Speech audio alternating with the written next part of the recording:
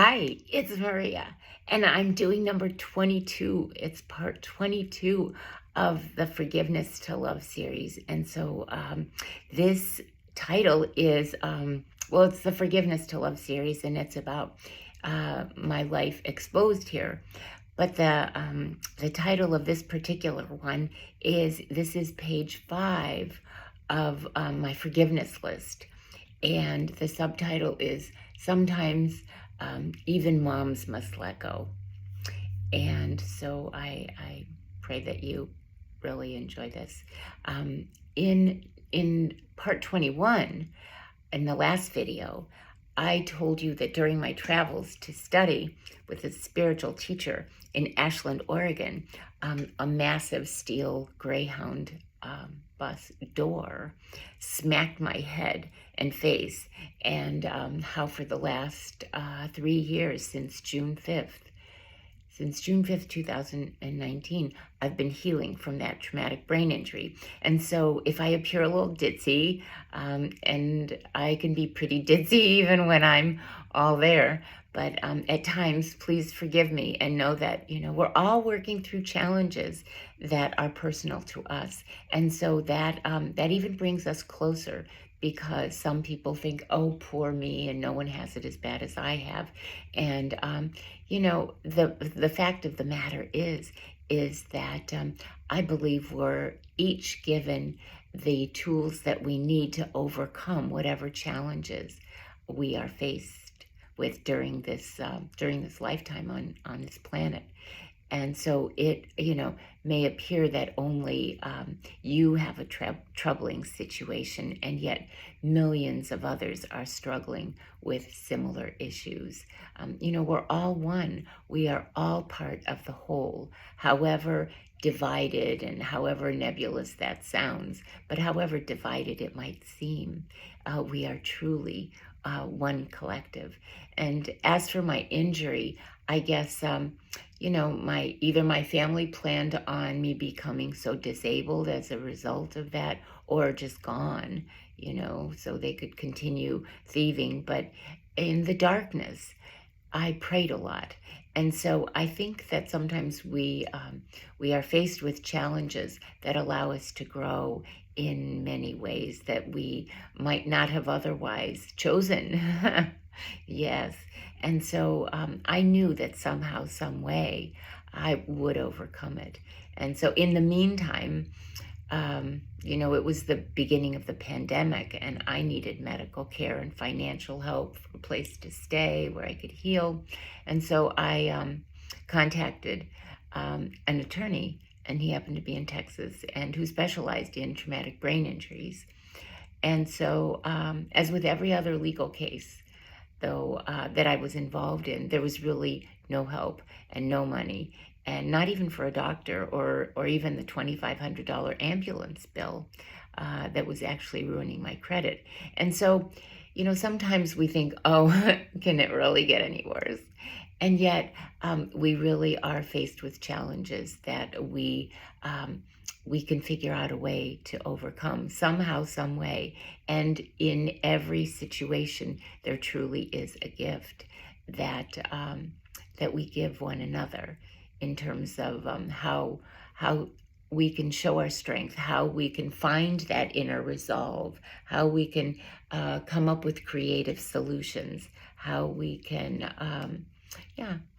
succeed in when it may look very bleak out there. So given the fact that, we've dealt with the pandemic and there's all kinds of other issues going on globally, just know that you are here for a reason. You have a purpose. Otherwise, you would never be here on this planet at this particular point in time. And so you can find a way out.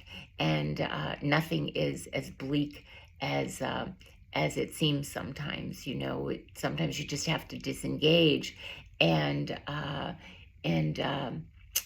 ground and center yourself and connect with who you really are as a divine being on planet Earth, and you will see that the help will arrive. I mean, we all have heavenly beings around us, whether we believe in guardian angels or ancestors like our grandparents or archangels or Jesus or whomever you believe, the saints, um, whomever you believe is around you. You know, we do have that energetic protection around us. And it's all about belief. It's all about believing and trusting in who we are and that we aren't here to fail. We have such a support team out there.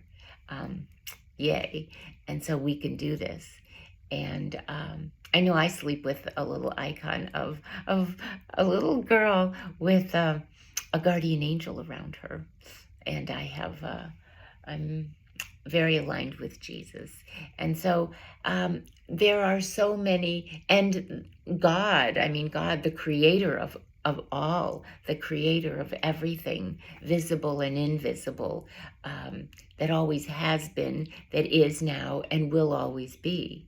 And so when we realize that we are just part of this amazing time in the history of the universe, really, specifically on planet Earth, but in the universe in general, the multiverse, the megaverse, the omniverse. And so when we realize that this is just so fantastic, then we can set aside our troubles. We can set aside our health issues. We can set aside, you know, our disgruntled employers or our unhappy spouses or whatever, you know, and we can set all those issues aside and know that we're going to get through it.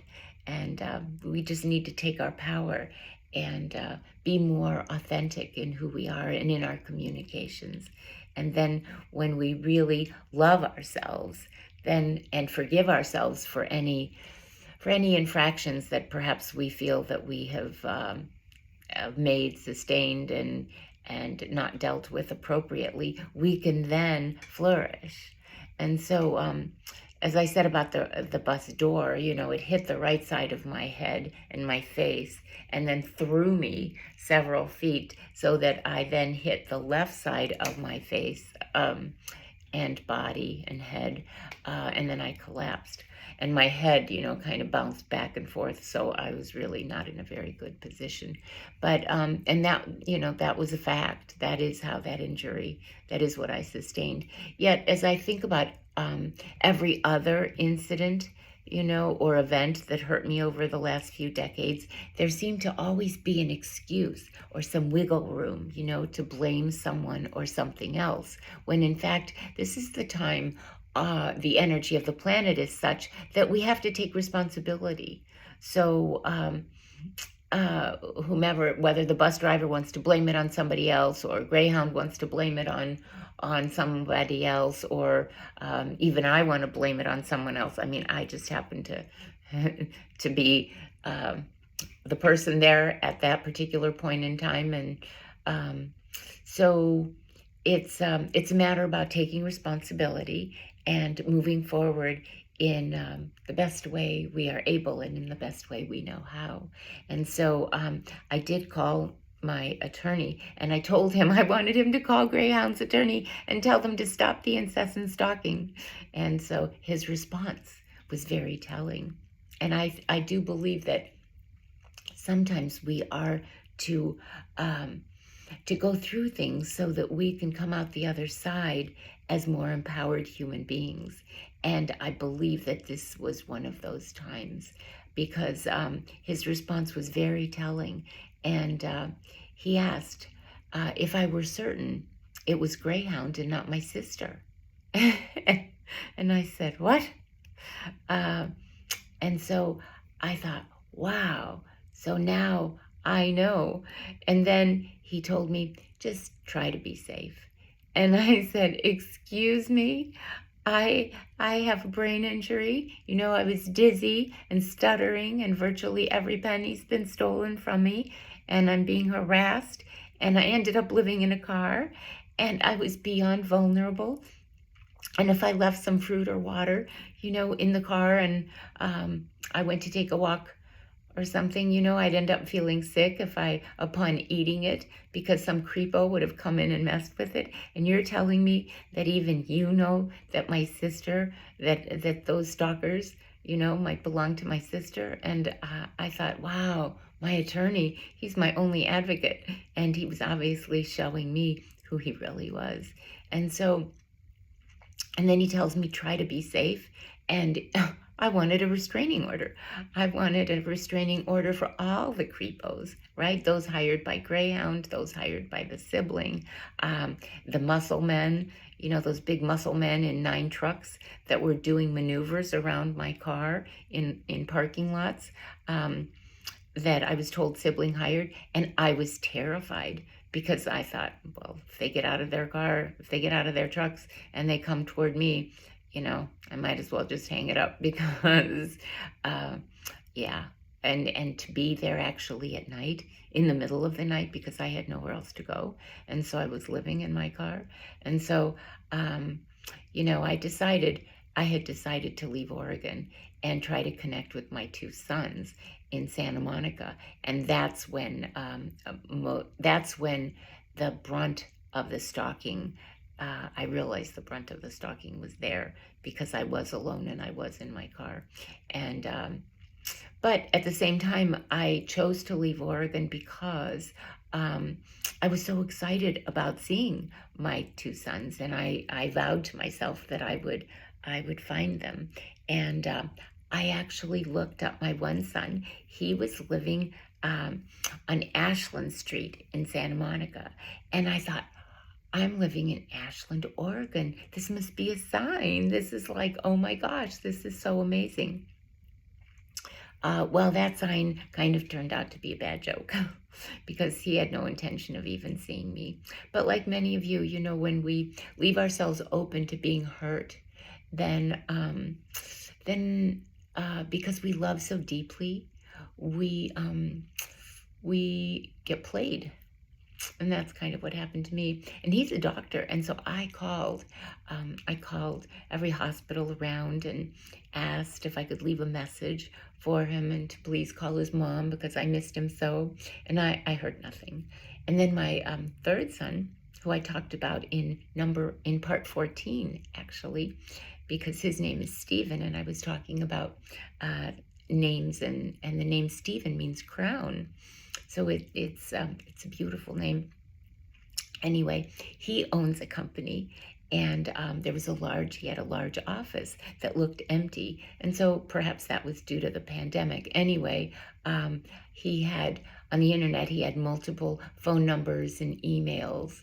And I left messages everywhere, but again, nothing. And so, once I did see a big black SUV driven by somebody that looked like my child, but what could I do?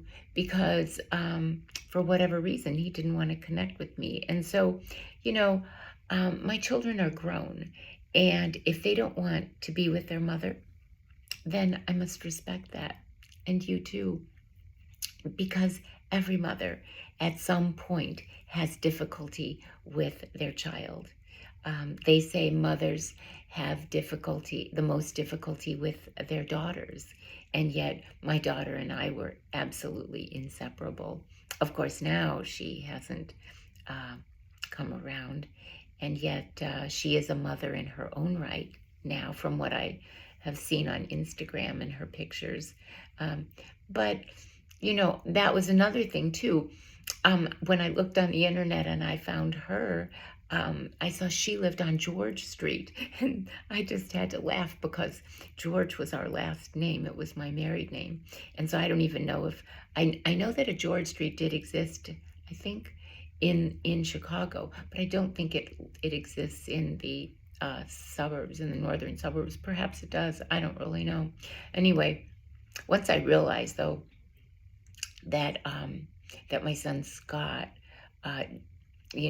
really didn't live on Ashland Street, and my son Stephen, if I sent him 20 emails, he still wouldn't have replied. And so I figured, it's time that I just let them go, because they don't want to be found. And that's their right. That's the free will that we have on this planet. And so, and then let's not forget my oldest son, who's part of the kind of the dark threesome that I talk about, along with the ex and the sibling. He hired an attorney and stole my home. So, from all appearances, it looks like I didn't really do too well with my children. And yet, we were so close. And as long as I stayed in that very dysfunctional marriage, my children and I were able to be together. But once I left, it was whether it was punishment from my ex, whether it was all the attorneys. I told you, I think it was at one point there were something like 30 attorneys involved or something. And so when you think about all the litigation and all the stuff that happened, things just kind of get out of hand. And and so when you see that a mother isn't in contact with her children, you can't all of a sudden, focus and say there was something with their mother. I think in the olden days, that is the case. It was very difficult for a mother to lose her children. And yet now I had read statistics that in California, over 50% of litigated custody cases, the mother loses custody of the children because there is a very strong men's rights movement. And, I think both parents need to be involved. And in fact, that is the way that that the judge had ruled. I had them 49% of the time, and he had them 51% of the time, but he had the financial support because it was anything over 50-50. So in any event, I had spent all my money trying to find, my children who are not ready, and we'll see if they're ever ready to reconnect with their mother. But so I was living in an overheating, smoking, potentially explosive, leased Honda from hell for 9 months. But my saving grace was that this was during the time I was healing from my brain injury, and I was all alone, and I didn't drive much. And so I parked where it was quiet. And so I was allowed to heal from the brain injury when I wasn't, awakening in the middle of the night to see if the stalkers had gotten closer. But I slept a lot, and I wrote a book that I look forward to sharing with you soon. It's interesting because thank God I've been gifted with the ability to write well. Yet the brain injury allowed me to write, I guess I could say, well, it was more from a channeled perspective, because it was just whatever was coming through me, whatever was coming through me, because I wasn't really using my intellect. And so it wasn't available to me at the time. And, I just had to allow things to come through and flow. And so I was amazed. There were some days when I practically cried in gratitude because everything seemed so beautiful and so perfect, so perfectly orchestrated, So despite, the 3D reality that we are all living in, or rather the unreality of our time on planet Earth, here on this planet, at the same time, I was always a really good speller. Yet some days I could barely spell a simple word. So I finally understood, and I talked about this in the last video, I finally understood what my dad said when he said, your fortune is not outside you, your fortune is between your ears. And so I vowed, to heal. And so once I realized that my children actually chose to be with my sibling who I absolutely find fault with in terms of her participation or her orchestration of this horrific, violent event. I knew that my children had a choice to take, the dark path or a more truthful and loving path, and that it wasn't for me to interfere. We don't interfere in anyone else's karma. It's not for us. And we don't interfere in anyone else's free will. So that's why when I heard she did spells to ruin my relationships, I thought, you cannot do that, because it's not up to you to meddle into other people's lives. And I think that's one of the most disgusting parts about people who gossip and strategize to ruin other people's lives. It's because that has nothing to do with you. You know, everyone should just focus on themselves and to become better human beings. And when they do that, then they don't have to worry about the karma coming back. And so, you know, years ago, my mom and dad had told me that my sibling would sabotage my children because she had hers competing with mine. And I just thought that was just a really bizarre feeling, because I couldn't imagine competing with having my children compete with someone else's children. I always told them they needed to compete with themselves and become better. But I did remember that it came to me when years ago I had asked when my son was a baby, I had asked my sibling to watch him for an hour because my babysitter called and was running like an hour late, and I needed to run to a law school evening class. And so my baby, he was an infant, supposedly fell off a sofa and gashed his head open on a marble coffee table during that brief period of time. And he has the scar to show for it. And, you know, I was really traumatized by the whole thing, because I thought, oh my gosh, you know, but she acted like it was no big deal. And yet she's a nurse. So she acted like it was no big deal. And so the moral to that story is that it behooves us to pay attention and know that the world is made up of human beings with various degrees of darkness. And so the behavior of others is not always what we expect. And that there are red flags, and they are there for a reason, really, because it's there for us to pay attention. And so and even the fact that if someone would be so negligent as to allow a child to roll over, supposedly, and gash his head, and then not even say they were sorry, I don't know. I don't know. Anyway, everyone's different, right? And there is no right and there is no wrong. And then we live with the consequences of our behavior. And so the gift is for us to change the way we see things, because we are no one's victim, really. We can make better decisions.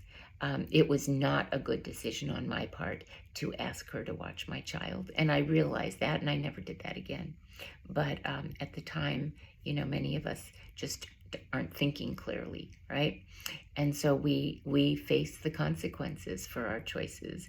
And so we need to pay attention. And rather than pretend that that people are better than the way that they come across to us, no, we have all the tools we need to create a fantastic life and not have restrictions because that we've, you know, consciously or unconsciously placed on ourselves. You know, we have to stay alert in all situations, whether we're even driving. I mean, driving is the perfect example of that. And so I heard this one statement and this one quote, and it's any fool can know, the point is to understand. And that might have actually been Einstein. I'd have to go back and look that up, but it seems like it might have been. Well, we need to take that to heart because many of us know our children are hurting, right? What child wouldn't be hurting in this day and age, especially when they're surrounded by so much darkness? And yet, in their consciousness, deep in their hearts, deep in their soul, they know who loves them. And so as long as we can take care of ourselves and be the best parent we can be, then our children will eventually appreciate who we are in their life. Um, my children now are very bright and successful adults, and so I can't imagine why they choose to be orphaned. Yet many are so many, yeah, many children and adults, yes, are so mentally, emotionally, spiritually wounded. And this is a time of great healing. And so they believe they're actually protecting themselves from more pain. And that's true of many men actually who are relationship shy, or some say, I'm never going to get married. Well, basically, they don't allow people to get too close. They don't want a commitment because it can be painful for them. Perhaps their parents abandoned them. Perhaps their first love abandoned them. And so now they're going to keep their distance. So clearly, as parents, as males and females on this planet, as women and men, we don't know people's wounds. We don't know the facts. Yet we can make an effort to see through their eyes rather than our own, and give them the benefit of the doubt to an extent. Again, we take care of ourselves first, and we can see why they are the way they are, right? And we all have free will to behave in whatever way we want, and then face the music. So there are all kinds of things that kind of trickle through my mind about my children, whether they are blackmailed or brainwashed, both two ends of the spectrum, right? And so the bottom line is that we're each evolving at our own pace, and when they figure it out, then they'll come forth. But we love unconditionally, and we understand that there's a gift camouflaged in the lesson for everyone involved in the situation.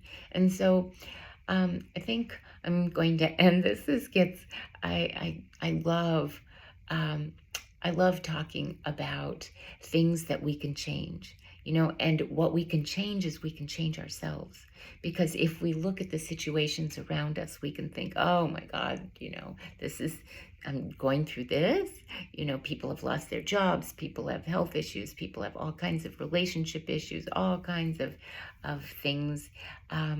People have lost their homes, people have, there's, all you have to do is turn on the news. But when we can change the way we perceive situations, we can change the way we respond to other people. And that is the greatest gift of all, because we are at no one else's mercy. No one has control over us other than ourselves. And so when we realize that we don't have to acquiesce to anyone else's demands, then we take our power. And so this is all about forgiving ourselves, really, and then thus forgiving others, because forgiveness is for us. It's for our peace of mind, and it allows us to set boundaries with an open heart, no matter what the situation, right?